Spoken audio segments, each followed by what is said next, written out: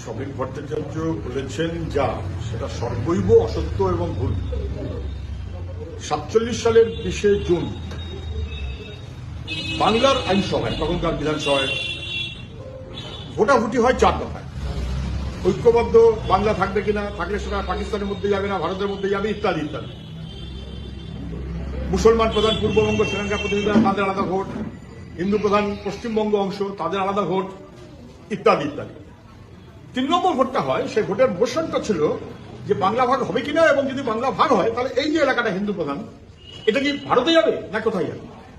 এইখানে এই ভোটাভুটিতে 58 জন ভারতে ভাগ হয়ে ভারতে থাকবে, এর পক্ষে 58 জন ভোট দেন, বিরুদ্ধে দেন 21 জন। কারণ ভাগাভাগি মধ্যে ঠিক হয়ে গেছে।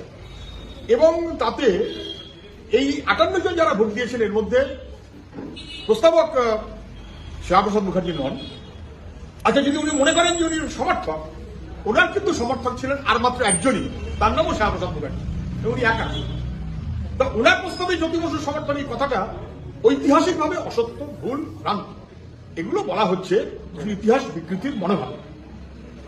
এই দেশ তার স্বাধীনতা, তার সংগ্রাম, সেই লড়াই, মানুষের অংশগ্রহণ ছিল, কমিউনিস্টদের অংশগ্রহণ ছিল, জ্যোতি বসু তার অংশীদার।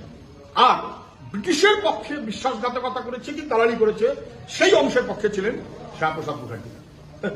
নেতাজি সুভাষ বোসের শ্যামাপ্রসাদ সম্পর্কে কমেন্টগুলো শুনে নেবেন, পড়ে নেবেন, তাহলে বুঝবেন যে নেতাজি সুভাষ বোস সহ বাংলার মানুষ তারা শ্যামাপ্রসাদ মুখার্জিকে গ্রহণ করেননি, বর্জন করেছেন।